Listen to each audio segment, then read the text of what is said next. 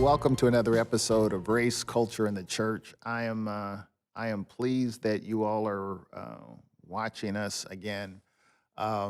This is an ongoing series. We've done, I believe now this is our 11th. I miscounted last time. This will be our 11th episode, Race, Culture, and the Church. Race, Culture, and the Church. We are a few days past this country had an election. They made a decision, and we have a president-elect. There's an associated set of behaviors and responses with that. That aside, none of the issues that this country has been dealing with have gone away. They're still here. Race, culture, and the church. Race, culture, and the church. I am pleased to welcome Paul Kaiser. He is a member of City Church. He is a millennial.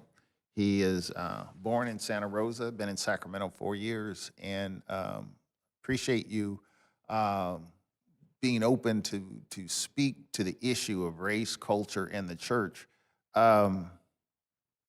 I'm curious. Well, just more of a bit more of an introduction. Paul is a member of, as I said, a member of City Church. Lives in Oak Park, North Oak Park, and is quite involved in community. And as a matter of fact, he's presently involved in contact tracing, COVID contact tracing. So how appropriate is that? Paul, welcome. Howdy. Thank you for being here. Give me I am always interested in getting a perspective from a baby boomer to a millennial in terms of their worldview. Not necessarily diving into any particular rabbit hole, but give me a sense when I say race and culture. Let's set aside church for a minute. But when I say race, culture for this country, where do you see race and culture? Where do you see this country at in terms of dealing with racial and cultural issues?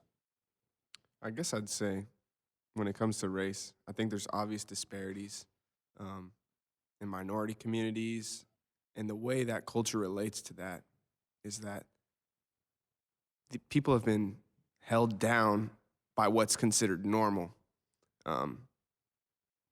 People are glorifying things that I don't think necessarily build up communities. People are parroting stuff and saying things that,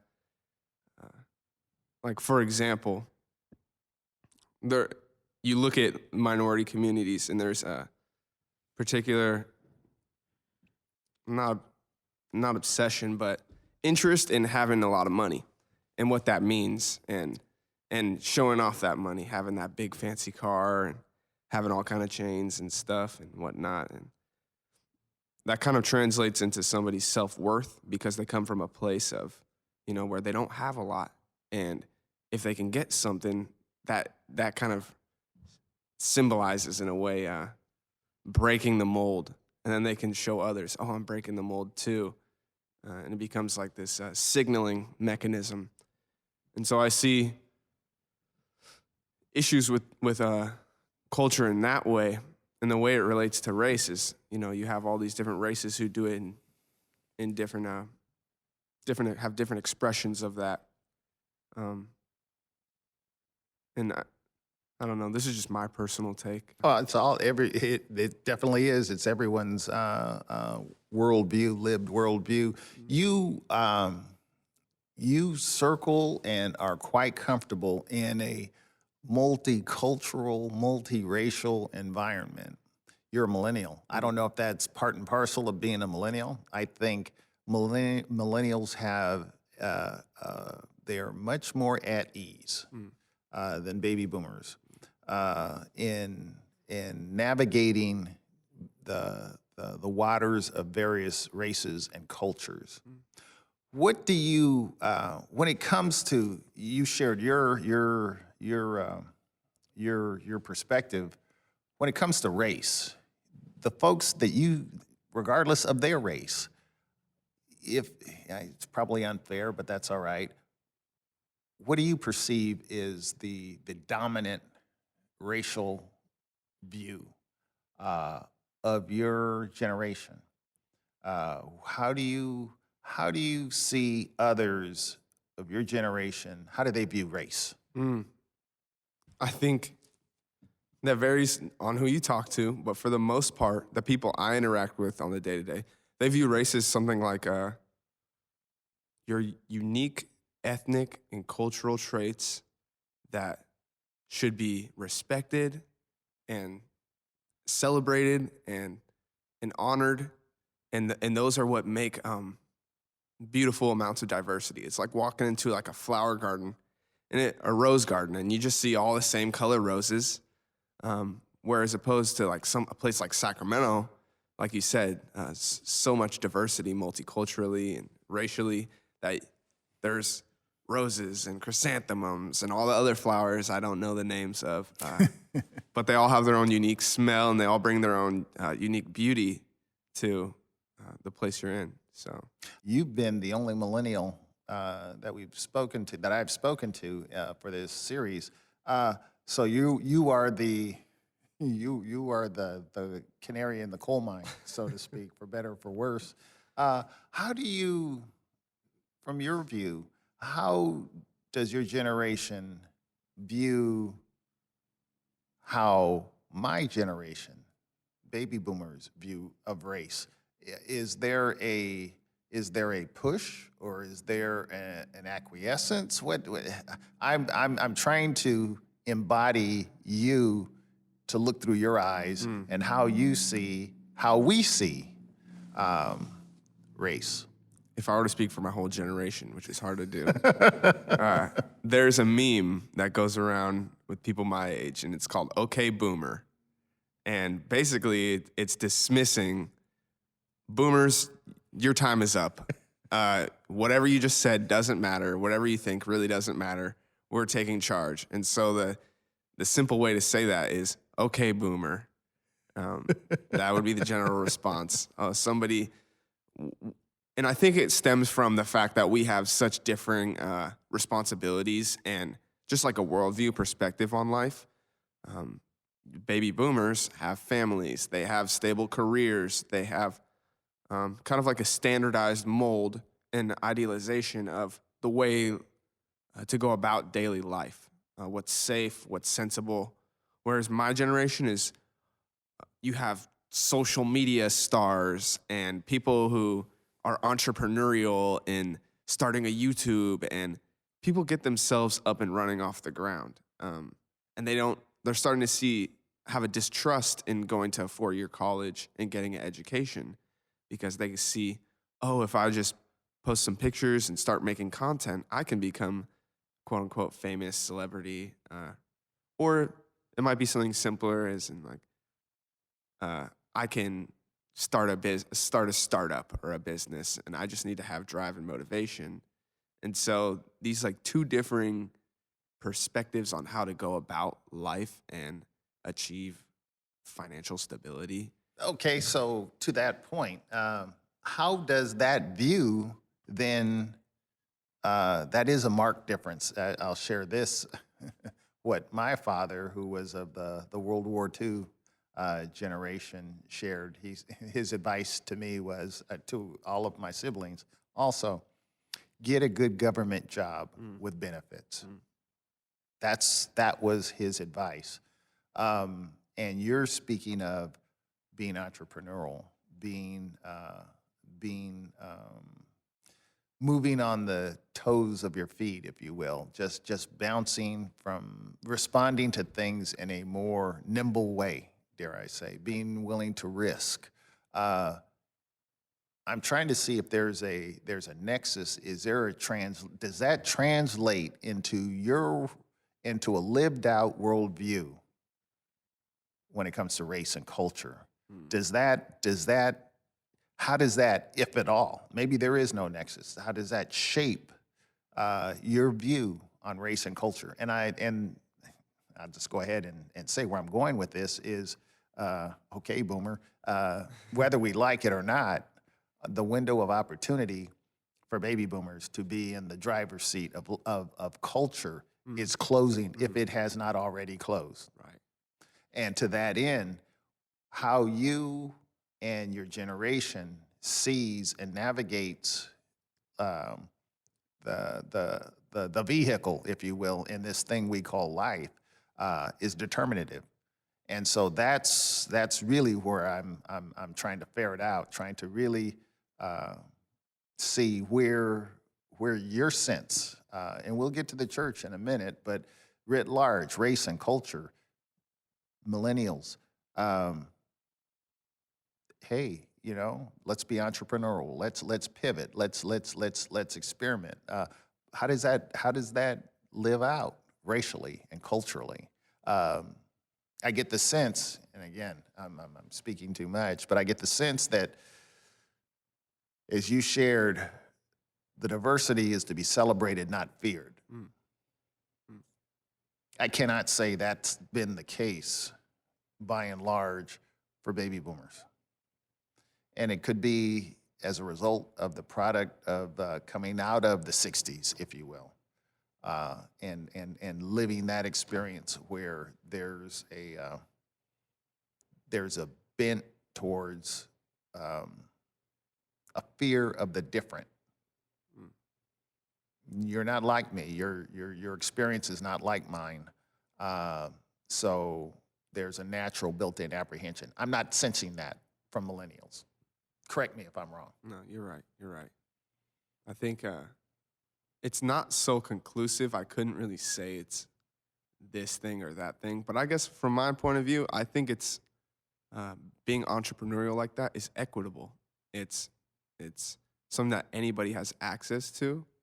If you have an iPhone, you can start making YouTube content, or you can start your little Instagram business. You can start selling your art on Instagram. You can be in your house making salsa and advertise it to your friends and start making that side hustle while working your full-time job or whatever you're doing, and then hopefully turn that into your main career. And I feel like the push for that is that it breaks down those barriers of credentials and requirements for people where, oh, I have to have had this kind of upbringing and this education and gone to these schools in order to achieve some sort of success.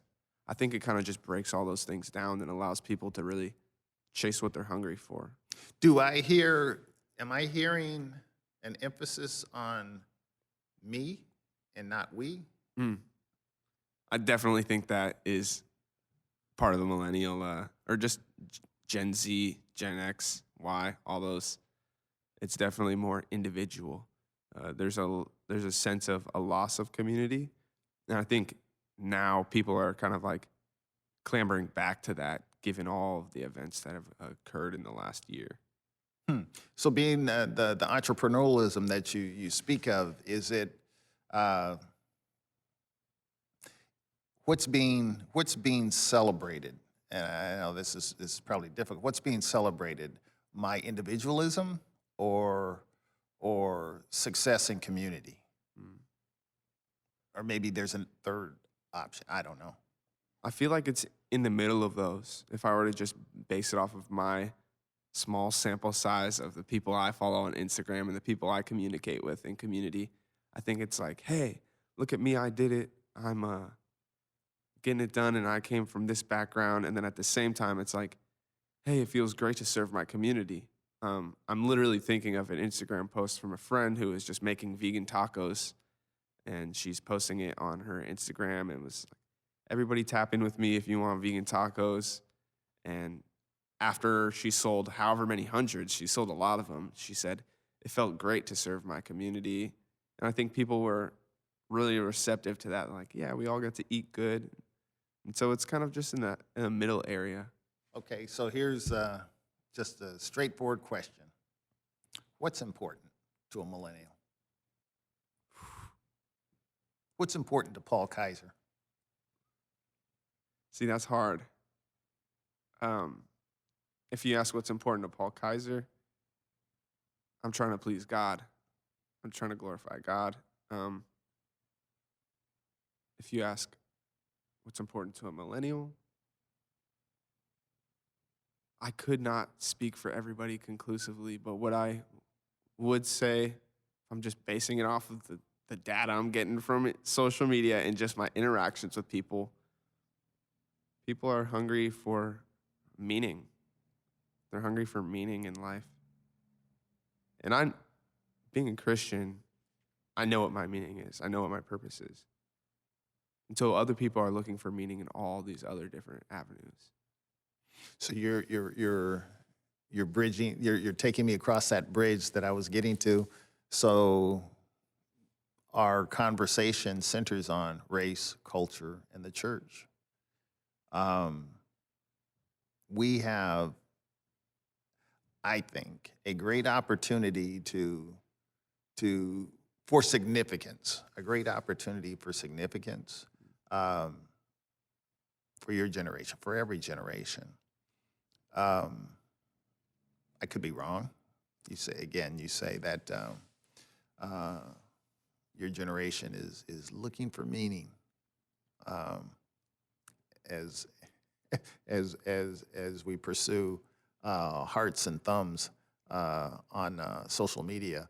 Um, how does that? How is that? How does that? How is that reconciled? How do we? How are you seeing meaning being derived, um, and at the same time, there's this pursuit of individual success? I think those two are closely related because somebody's success gives them feelings of, they feel like they're doing something meaningful for the world. Oh, if my name can go down in the history books, I had my impact on the world. If people remember me when I passed away, I've had my impact on the world. And they're looking for whatever it might be for them to leave that impact on the world.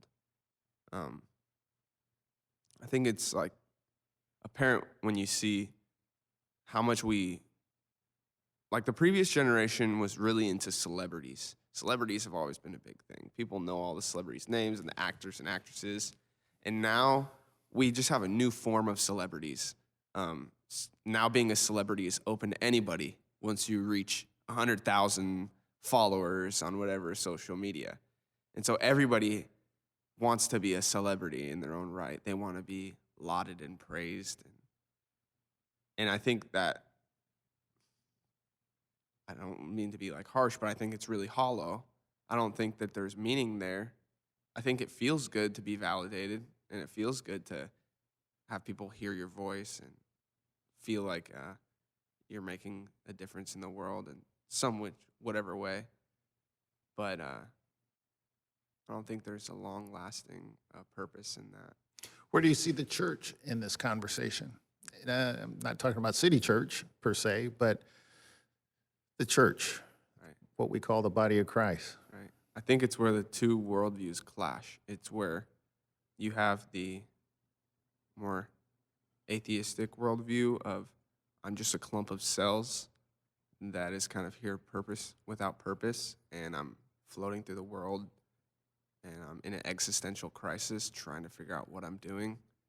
And then the church says, well, we have the reason why you're here. We can show you why you're here. Serve and glorify Christ, whether that be in the schoolyard, on the court, at the skate park, wherever you end up. And I think that in my personal experience, kind of having those existential issues answered and kind of seeing, okay, this is why I'm here. This is what I'm here for. And trying to figure that out, I feel like the church really helps and can help millennials in that, where they're feeling so lost and looking for meaning. Somebody I like on YouTube, Jordan Peterson and then Paul Clay, they call it the meaning crisis. It's just plaguing this generation, feeling meaningless. Unpack that some more. So the meaningless generation. Right.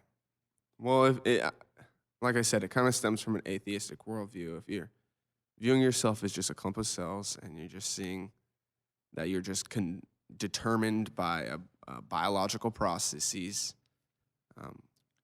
it's nihilism in a nutshell, you know? What am I living for? What's the purpose of life? There is no meaning to life if it's all just chance and biological functions. I'm just a vessel of cells. And so when you look at things in that very highly mechanistic way, the end result is really, what is the point of trying and doing anything?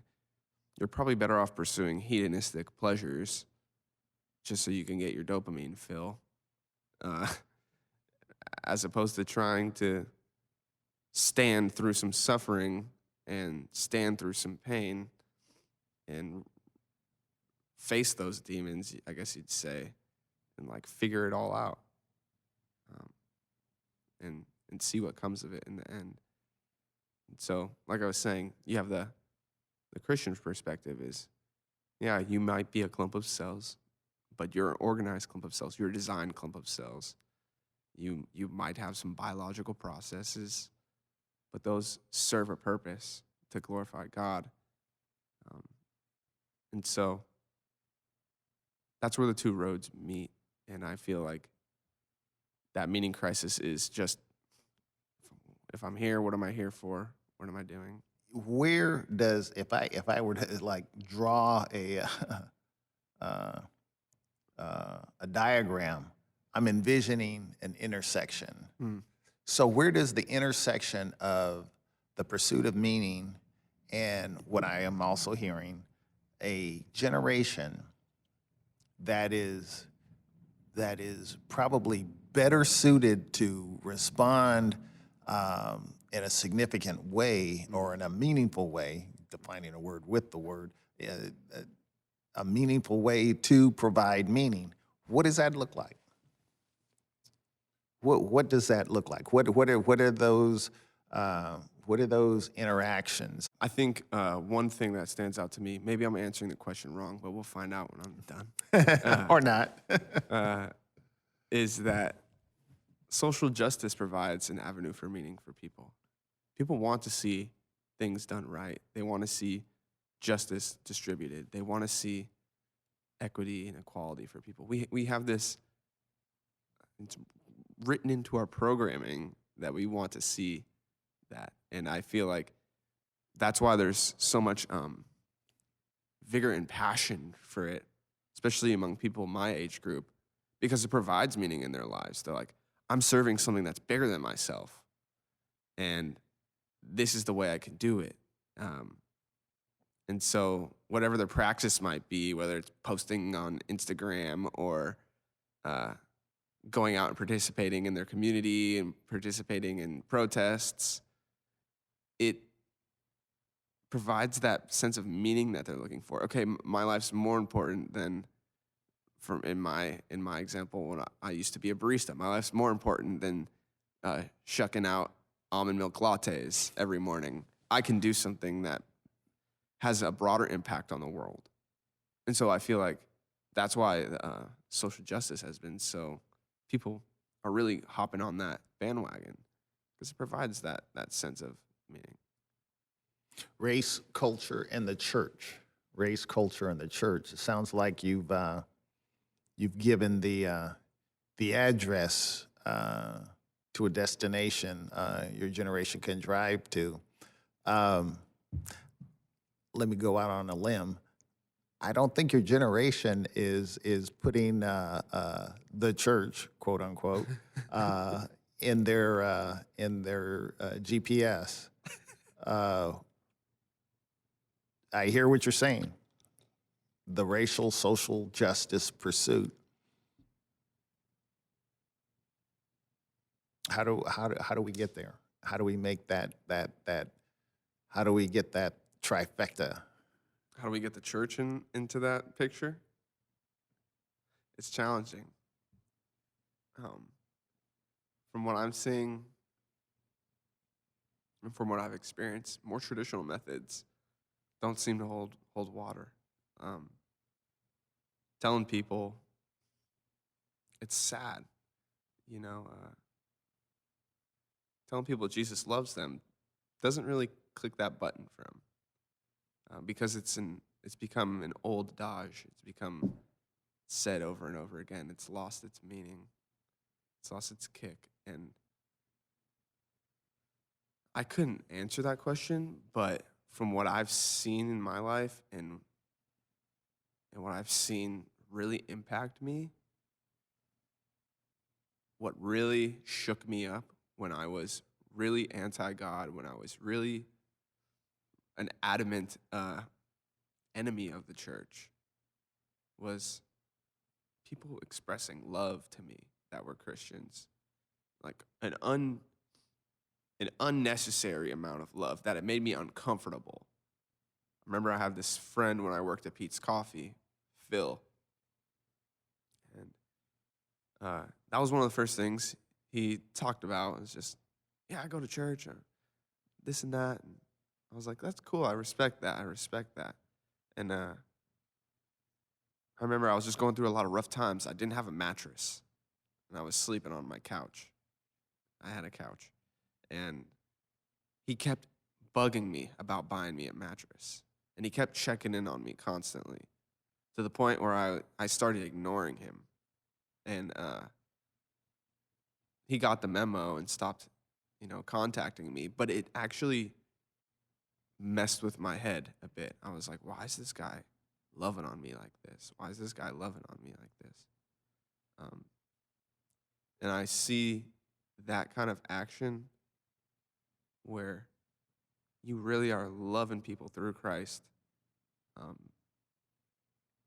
that really bridges those gaps where people's hearts are hardened and they have a preconceived notion about how religious people act and how church is.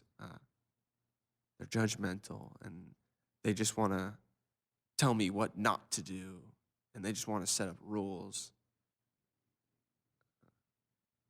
And when you're met with constant barrage of love bombs and understanding and listening and relationship forming, that starts to throw a wrench in the system of, okay, I thought I knew what these people were about.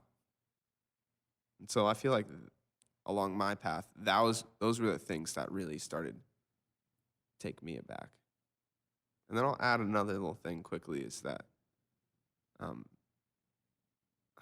we've lost a respect and understanding for the Bible. We have this really like one-dimensional view of Scripture, and we see John 3:16 and WWF.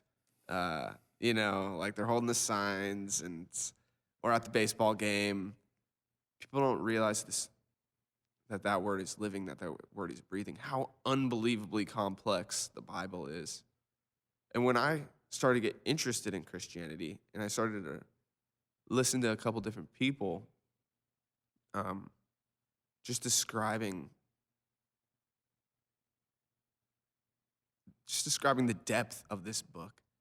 There's this one guy who I brought up earlier, Jordan Peterson, who was just talking about it's the first hyperlinked book in the whole entire world, where he showed this graph, and it's just like a rainbow of passage leading to passage to passage leading to passage to place leading to place. How unbelievably complex and deep it is.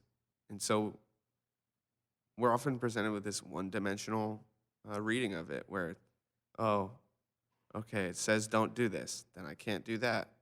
Oh, it says do this, then I got to do that. There's a lot more to it than that. You communicated a tremendous amount of information.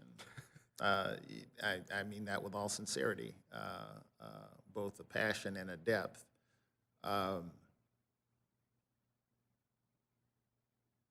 my to communicate that to someone, say, in the checkout line at the grocery store is going to be hard. Mm. Mm. That necessarily, it's going to take the gentleman coming at you and coming at you, asking you about your mattress. Mm. And that means that's a lot of work. Mm-hmm.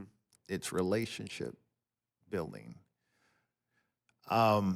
Race, culture in the church. Race, culture in the church. Does seem that we've hidden behind the platitudes.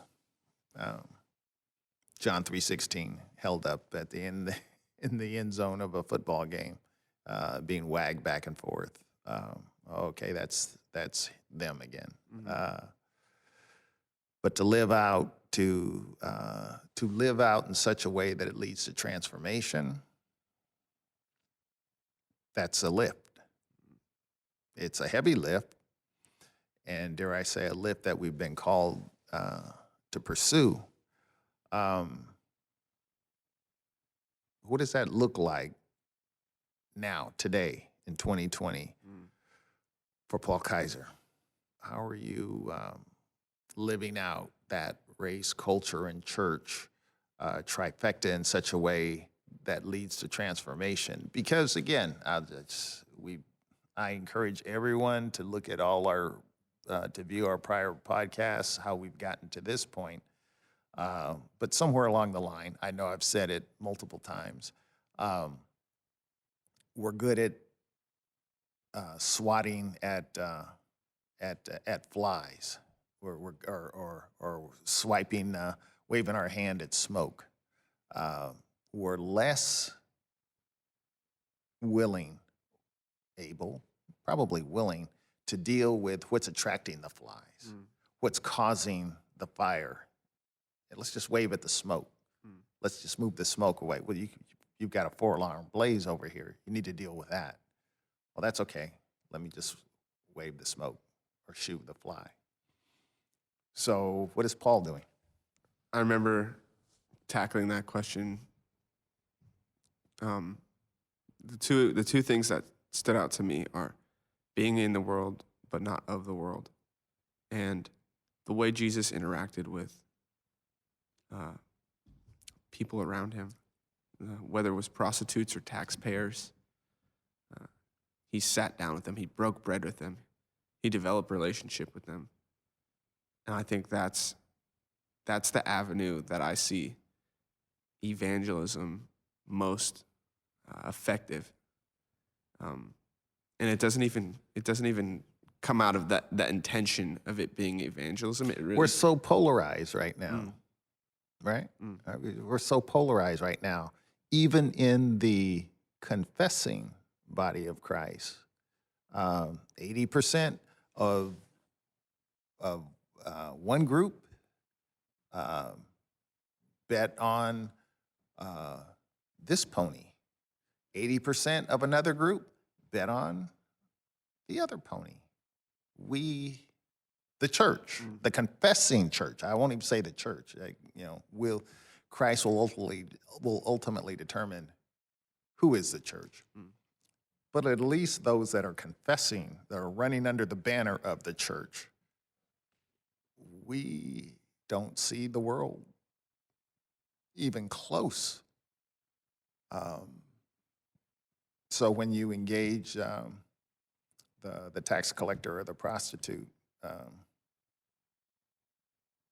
which church are you representing? I think the focus is on Christ for me. It's not, oh, I support this political person or this political person. Those things are either or. They fall to the wayside. And that's hard because things are so divisive. Like you said, things are so polarized right now. People hear the word Trump supporter and they get mad, or people on the opposite end, people hear the word Biden supporter and they're up in arms. Oh, liberal, and whatever, all the names they have for it. So bridging those gaps is, I think, of utmost importance. Because people, once you stop listening to people, that's when scary things happen. That's when, once you stop listening to people, you're ignoring their plight. And maybe their plight is wrong. Maybe their plight, but they still got something in them that's causing them to move that way. You can't, I don't think it's right to just write it off. Even if I don't agree with them, I think that's the issue, is just because you have conflicting opinions and worldviews and perspectives doesn't mean you can't love somebody. And it's tearing families apart. People won't go to Thanksgiving dinner because people are going to bring up politics. I just read an article on that in Vice yesterday. How to tell your family you're not coming to the holidays because of their conflicting political views. You can't use COVID as an excuse. Well, that's what that was actually in there too. Well, I'm afraid that I might get, But it's tearing the nation apart, and it's tearing families apart, and it's tearing friendships apart. It's not worth it. It's not worth it. And it's stressed so much. Love your neighbor. It didn't say love your neighbor if they think the same way as you. Love your neighbor if. It didn't say that. It said love your neighbor. Well, Paul Kaiser, this is an interesting intersection that we're at. The social, racial justice. I mean,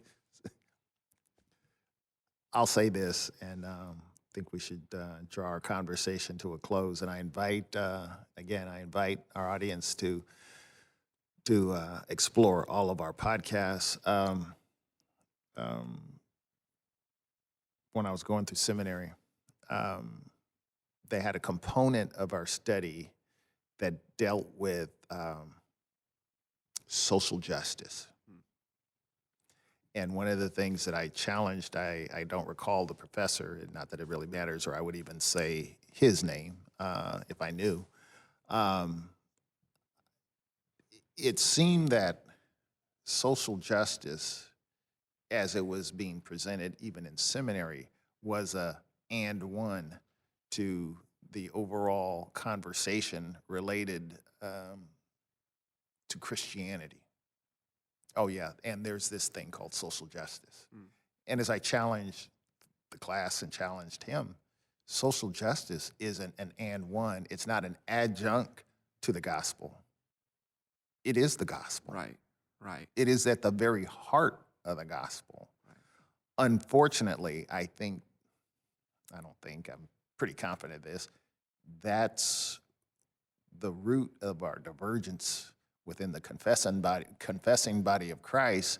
That's why we call this race, culture, and the church.